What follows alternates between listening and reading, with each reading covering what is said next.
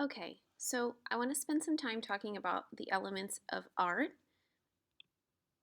So we have talked about some of these elements.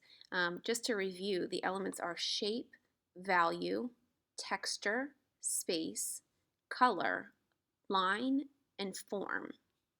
So let's go through all of these and see how they play out in artwork. So shape is pretty simple. It's flat, and it's an enclosed area of an artwork created through lines. Typically, we think of it maybe with an outline, but it could also be created with textures or just areas of color, like we see here. And it can also be created by enclosing the space with other shapes. So even in here, in this empty space, this is a shape. Shape can be really beautiful on its own. These artworks that I put on the slide are great examples of how shape alone can be arranged in a way that can be really beautiful and interesting just by itself. So value is something that we have definitely touched on already in this class. So it's when we use lights and darks in varieties to create an illusion of shadows, middle tones, and highlights. We've talked about value scales before, and you can see all of the different values or shades in the actual picture here. So it does create this illusion of form or depth. Sometimes it just gives us some variety in our picture to create more interest. Okay, so texture is another element in art. It's not an actual texture that we can touch, of course, when we're talking about paintings and drawings. It's usually an illusion of texture. So we might want to make a surface look rough. We might want to make it look smooth or bumpy. One of our visual journals um, explores texture just by using lines and different types of marks.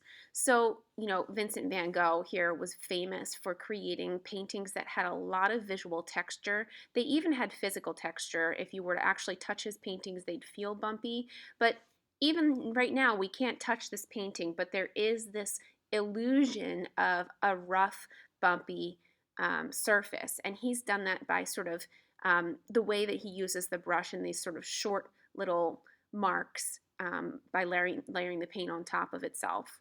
Um, and so, these lines here, they create sort of this wood type texture. So there's lots of different ways to create the illusion of different types of texture in our artwork. So space is really interesting. Space is the area around, above, or within an object. So sometimes we're talking about creating an illusion of space. So in this picture, this is a really traditional way of thinking about space in art and painting.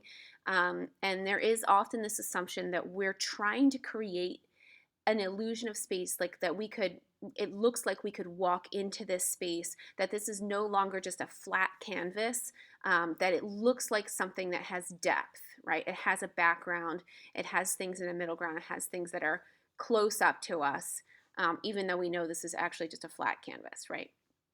Not always the goal of an artist, but that's definitely one way that space is used in art. You can talk a lot about negative and positive space. So negative space is typically the space that's the empty space around your object. So empty space can be used in a really fun, creative way if you think about utilizing that empty space. So here you see the shark, and then here you see the foot coming in the empty space. So it's just a more clever and interesting way of utilizing the empty space or negative space. Color is a really complicated element in itself. We've talked a little bit about the color wheel. The color wheel can get really complicated, but the color wheel illustrates how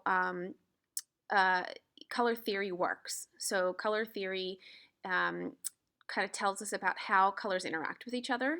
So one of the rules of color theory is that colors that are opposite from each other on the color wheel are complementary, and when put next to each other, they make each other pop.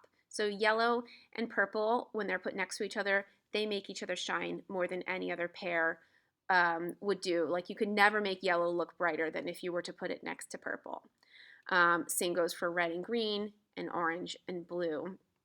But there are a lot of other little tidbits and tricks that you can learn from the color wheel and find out how you can make color make your artwork do what you want it to do. So here, color is definitely the shining star of this painting.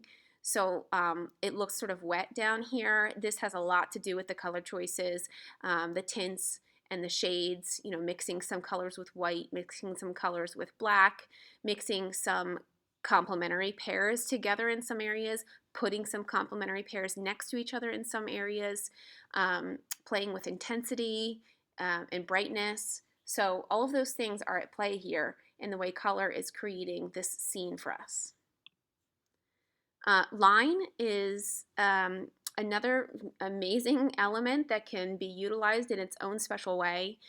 We've talked a little bit about line weight, how varying how thick your lines are and how thin your lines are can make your work so much more interesting. If you imagine this hammer and these other tools here with just a bunch of lines that were the same thickness, that it would look a lot less interesting than what we see happening here with different varieties of line weight.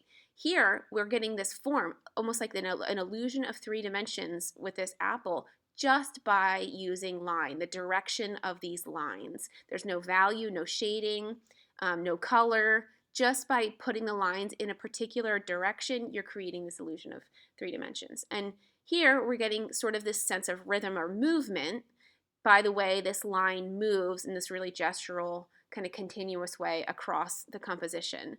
So there's all different kinds of lines. It's always good to play around and see what lines you haven't thought of using yet to give your piece more interest. And form is our last element we're going to talk about. Form is where we take a shape that's 2-dimensional and in some way we create the illusion of 3 dimensions. And there are a few ways to do that. You know, you can use value. We can use, you know, shading like we see happening here. There's also some lines that are kind of being used to help create this illusion of depth or space.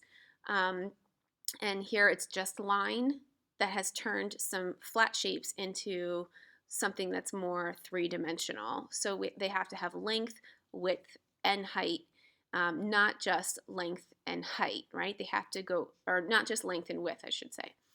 They also have to like go back in space. So these two also have some really nice forms. They feel 3-dimensional. They're not just plain flat shapes. So that's what form is.